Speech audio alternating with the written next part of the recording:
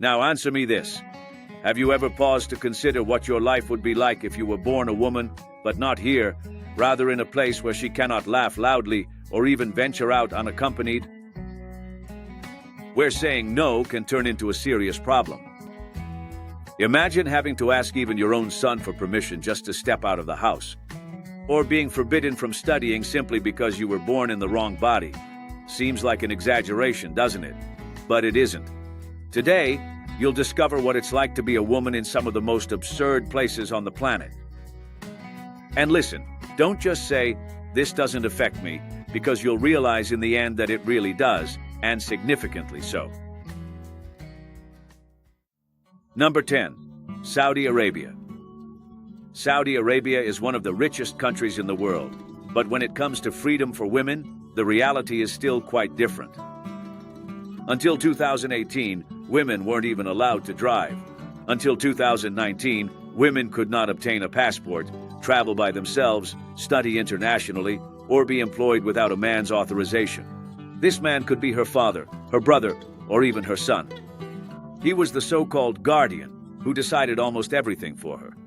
Today, some rules have changed, but the male guardianship system is still in effect, just more discreetly.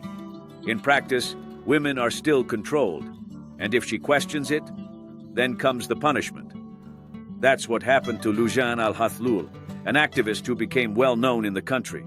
In 2018, she attempted to drive to the border with the United Arab Emirates. That was all. She was then imprisoned for nearly 3 years. According to Amnesty International, she endured psychological torture, isolation, and harsh interrogations. Even though she's free, she still can't leave the country, use social media, or give interviews. And she wasn't the only one. Many other women were also arrested for asking for basic rights, such as the ability to study or go out of their homes by themselves. The Saudi government even tries to project an image of a modern country. International concerts, women in stadiums, new laws. But all comes with surveillance, limits, and control. According to Human Rights Watch, family and labor laws still give men almost total advantage. In legal proceedings, for example, a woman's testimony is worth half that of a man's. The facade may have changed, but the core structure remains. In Saudi Arabia, a woman might be able to walk alone, but she is still controlled every step of the way. Number 9. India. India is a country full of contrasts. It's a place where goddesses are worshipped, but real women are ignored. It is a place where you can witness cutting-edge technology and rockets being launched into space, yet simultaneously, girls are forced into marriages at 13 group assaults occur, and honor killings take place every single week. According to the National Crime Records Bureau, over 31,000 cases of violence against women were registered in 2021 alone. This averages out to more than 85 every single day, and these are only the reported cases. But the problem isn't just the violence, it's the culture of impunity. Many perpetrators receive protection due to political influence or are simply overlooked because the victim is a woman living in poverty. One of the most brutal cases happened in December 2012 in New Delhi. Jyoti Singh, a 23-year-old student, boarded a bus at night with a friend, and inside the vehicle, she was attacked by a group of men. She was abandoned in a critical state and passed away in the hospital a few days later. The case sparked mass protests across the country and even abroad. Only then did the government create tougher laws against this type of crime. But the lingering question is, why does it always require a tragedy for something to change? Even today, there are still forced marriages, exploitation of young girls, and cases of gender-selective abortions. Yes, you heard that correctly. In rural areas, many women aren't allowed to walk alone, speak loudly, or even get an education. In some places, they have to walk for miles in the dark just to find a bathroom. And don't think this is just a village exclusive. Large cities like Mumbai and New Delhi also report alarming numbers of abuse.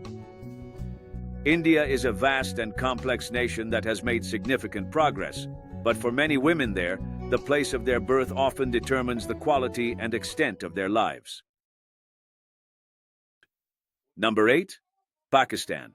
In Pakistan, the danger isn't confined to the streets, it's right within the home. In those places, what are called honor killings still take place, where a woman's own father, brother, or husband punishes her for bringing shame upon the family.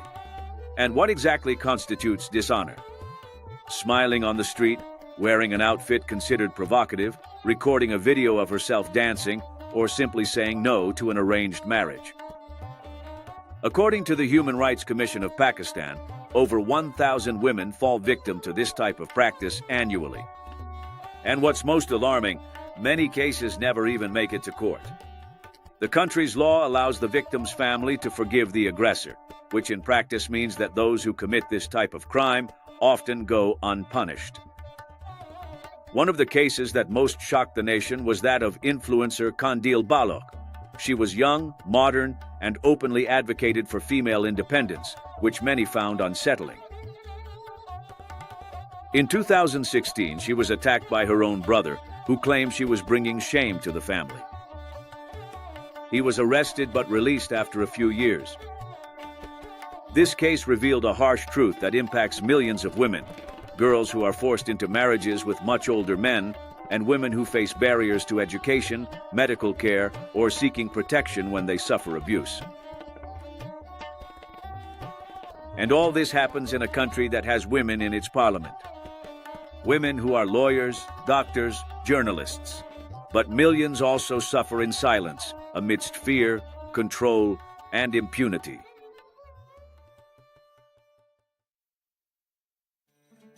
Seven. Chad. Chad stands as one of the world's poorest nations, and for women, it's also among the most challenging places to reside. Here, for a girl, it often means having to stop dreaming early on in life. While in other parts of the world, the concern is getting into college, in Chad, many girls are still given into forced marriages at a very young age. According to UNICEF, over 65% of girls are wedded before they reach the age of 15. In certain regions, these events occur at an even younger age. In other words, childhood ends even before it truly begins. The reason? Ancient traditions, extreme poverty, and an almost total lack of access to education. Most of these young girls drop out of elementary school prematurely or never even have the chance to attend. In the country's interior, high school for girls is almost a myth. There are villages with no bathrooms for girls, no female teachers, not even notebooks. So what happens after the wedding? Many of them assume adult responsibilities early on. They manage the household and become mothers, often without the necessary infrastructure, support, or physical and emotional preparation. What's the outcome? High rates of health complications, social abandonment, and a total lack of opportunities. An emblematic case was that of a young girl, just 13 years old, who was promised to a much older man. She tried to run away but was brought back home.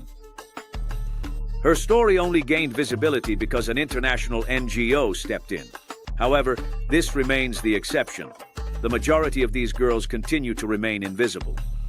According to the UNFPA, Chad has one of the worst rankings in the world for reproductive health and female education. And the most worrying part? No structured public policies exist to change this reality. Everything is absent: schools, transport, info.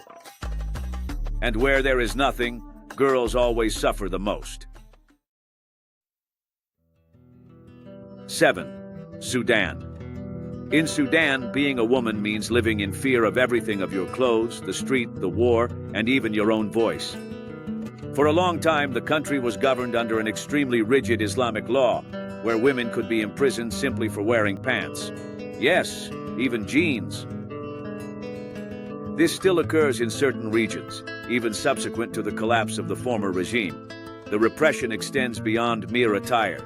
According to Human Rights Watch, Sudanese women can be arrested for indecent conduct, a broad term meaning anything from laughing out loud or going out unaccompanied to posting a photo or protesting. And when they protest, they are silenced or targeted with violence.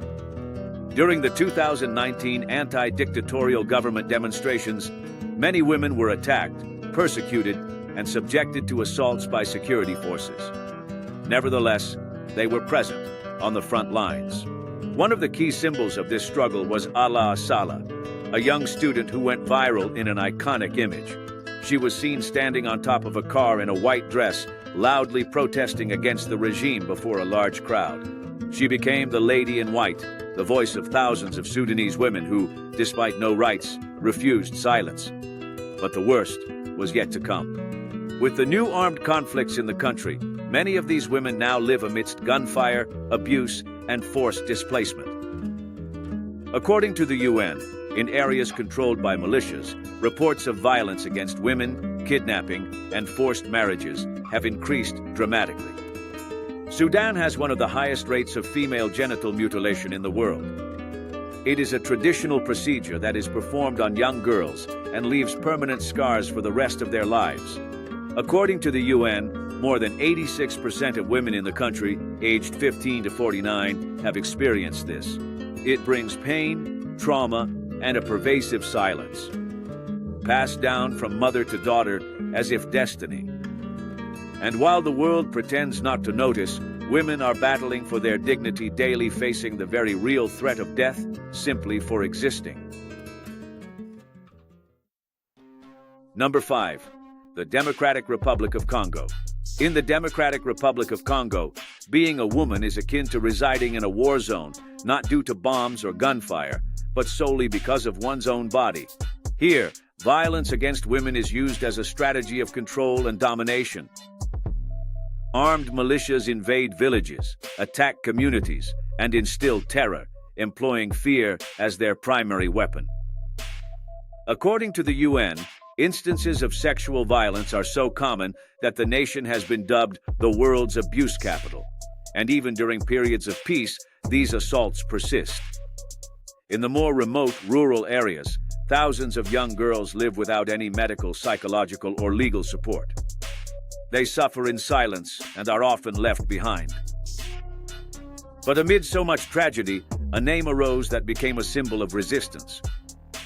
Denis Mukwege, a gynecologist who founded the Panzi Hospital. He has treated over 50,000 women in situations of extreme vulnerability. And for this work, he received the Nobel Peace Prize in 2018. But the most shocking part? He lives under constant threat simply because he's doing what the state itself ought to be doing, providing care for and giving a voice to the victims.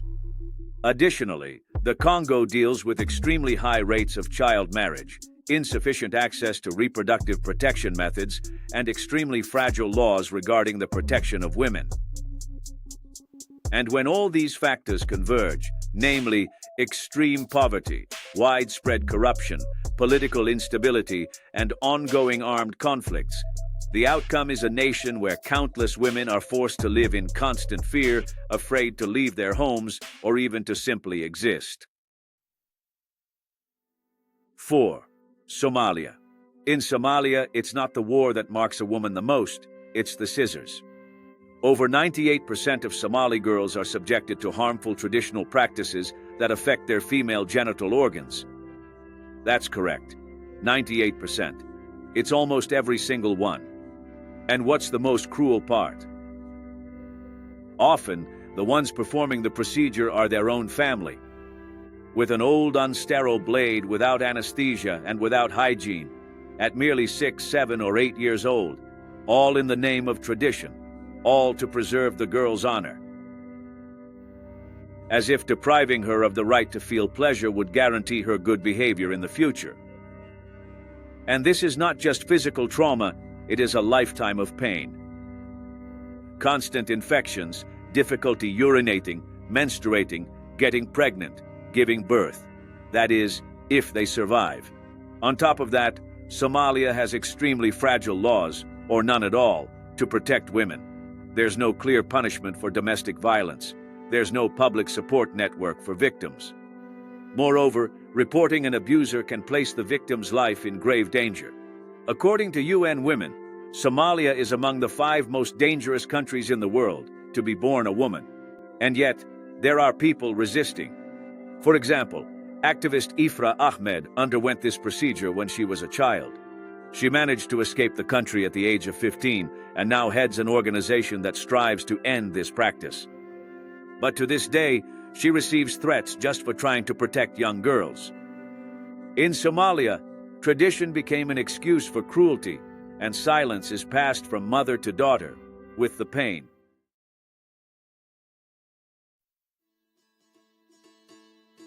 3. Iran. In Iran, the clothes a woman wears can determine if she goes home or to the police station. The so-called morality police patrol the streets, monitoring the behavior of women. If her hijab is improperly placed, if some hair is visible, or if her clothing is considered too Western, a woman can be arrested. And that is not an exaggeration. In September of 2022, the whole world was shocked by the case of Mahsa Amini, a 22-year-old young woman who was detained for not wearing her hijab in the manner considered correct by the authorities. According to witnesses, she was assaulted, and just a few days later, she passed away while in custody. The case ignited a widespread wave of indignation. Thousands of women went into the streets, some taking off their hijabs publicly, cutting their hair, and confronting soldiers with unveiled faces. It marked the largest women's uprising in Iran since the 1979 Islamic Revolution. However, the government's response was severe. Hundreds of demonstrators were taken into custody. Many women are still missing, or they remain in prison without proper trial. According to Amnesty International, there are reports of severe punishments against those who protest, including young people. And the problem goes far beyond the veil. In Iran, women are subjected to laws that diminish the weight of female testimony in court, restrict their ability to leave the country without their husband's consent, set a different minimum legal age for marriage, allowing girls to wed in their adolescence, and impose penalties for inappropriate conduct. Even so, Iranian women keep fighting. The phrase that became a symbol of resistance in the country was, "Woman, life, freedom, simple." But there, saying it aloud can cost dearly. 2. Yemen. In Yemen, many girls don't have a childhood, they have a marriage. According to UNICEF, more than 30% of Yemeni girls marry before they turn 15. Yes, you heard that correctly, before the age of 15. And there are records of even earlier cases of child marriage. But these marriages are not by their own choice. This occurs due to extreme poverty, tradition, or simply the sheer desperation of some families. And what exactly does this girl lose? Absolutely everything. She leaves school, puts away her toys, and enters a life of responsibilities, obligations, and health risks. Her body isn't ready, but no one asks. And the law? There is no national minimum age for marriage. Each region makes its own decision. If her father agrees, the girl can be handed over. Simple as that. But what exacerbates this is the civil war destroying the country since 2014. Hunger, misery, no hospitals, education, or rights. It's the perfect scenario to erase women completely. One case that caught the world's attention was that of Nujud Ali. She was compelled to marry a man of 30 when she was merely 10 years old. She ran away and all by herself went to a courthouse and asked for a divorce. She succeeded, but she is still the exception because most girls remain trapped. Yemen also has one of the highest rates of maternal mortality among adolescents because they get pregnant early, without any structure, medical support, and often without surviving. Meanwhile, the rest of the world moves forward. However, in Yemen, girls are already being called wives even before they learn how to read. 1. Afghanistan. The Taliban returned to power in 2021, and with them, Afghanistan returned to the 7th century. In just a few months, women were forbidden from studying, working, leaving their homes alone, or appearing in public without their bodies being completely covered. Girls above the 6th grade were banned from schools. Universities have closed their doors to them. Those who disobey face severe punishments. Some simply disappear without a trace. According to the UN, Afghanistan is now the world's worst country for women. No rights, no voice, no future. And that's not an exaggeration.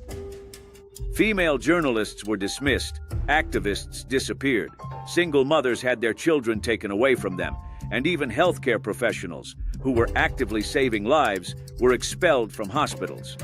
The Taliban's justification? Islamic morality.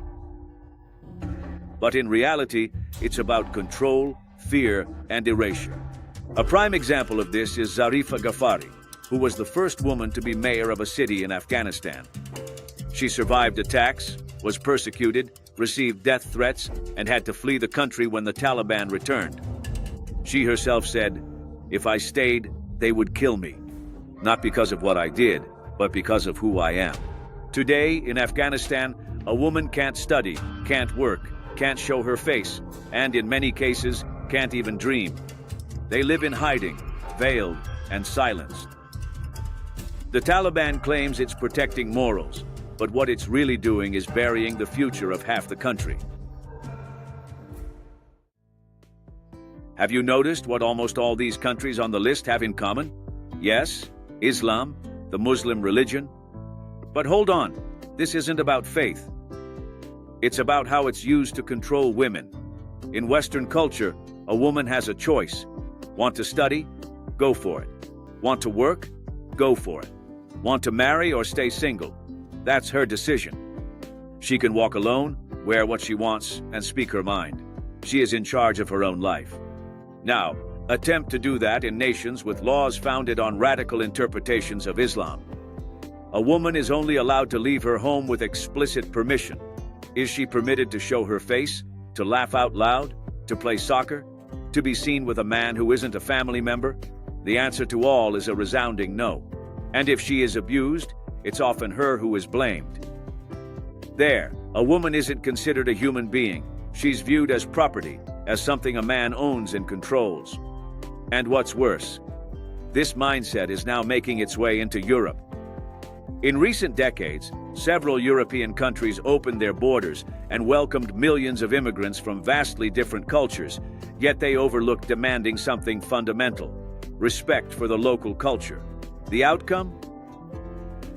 A direct, violent, and escalating culture clash. Want an example?